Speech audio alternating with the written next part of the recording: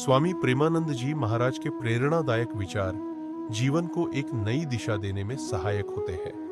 यहाँ उनके कुछ अनमोल विचार प्रस्तुत हैं।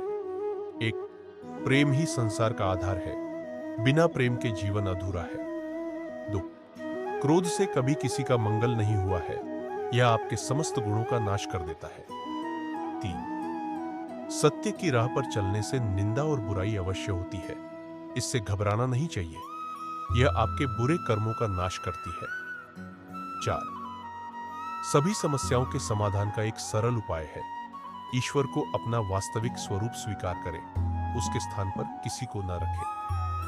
पांच, मन को शांत करने के लिए सबसे पहले उसे प्रेम से भरना होता है। छह, जो अपने भीतर शांति और प्रेम का अनुभव करता है वही दुनिया में शांति ला सकता है। सात, जब तक आत्मा को जानने की कोशिश नहीं करेंगे तब तक जीवन का उद्देश्य समझ में नहीं आएगा।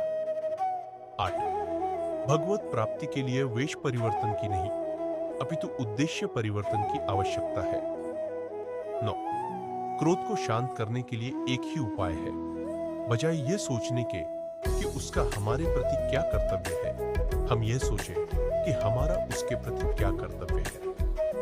10, सच्चे संत वही होते हैं जो स्वयं को जानकर दूसरों को मार्ग दिखाते हैं। 11, वर्तमान में जीने से ही मानसिक शांति मिलती है, क्योंकि अतीत और भविष्य केवल भ्रम होते हैं। 12, कोई व्यक्ति तुम्हें दुख नहीं देता, बल्कि तुम्हारे कर्म उस व्यक्ति के द्वारा दुख के रूप में प्राप्त होते हैं। 13, दूसरों को माफ करना ही अपने मन को शांति देने का सबसे प्रभावी तरीका है। 14, समय के साथ अपने विचारों और कर्मों को बदलना ही सच्ची प्रगति है। 15, जो मन को वश में कर लेता है वही आत्मसिद्धि को प्राप्त करता है। 16, जो अपने भीतर की आवाज सुनता है वही सच्ची राह पर चलता है। 17, सच्चे प्रेम में कोई अपेक्षा नहीं होती, वह निस्वार्थ होता है। 18, प्रभु का नाम जप संख्या से नहीं, डूब कर करो। 19, जिनके मुख में प्रभु का नाम नहीं है वह भले ही जीवित है लेकिन मुख से मरा हुआ है। 20, जो हरि का भक्त होता है उसे हमेशा जय की प्राप्ति होती है, उसे कोई परास्त नहीं कर सकता है।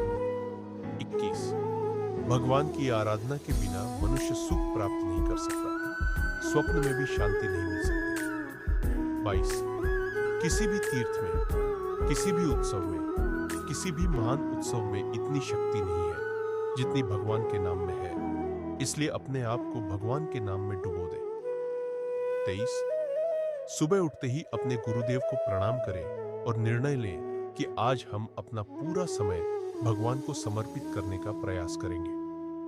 24, स्वयं को ईश्वर को समर्पित कर दो, यह जीवन जैसा भी है उनका दिया हुआ है, तुम्हारे पास जितने भी साधन संसाधन हैं वह उनकी कृपा का प्रभाव है।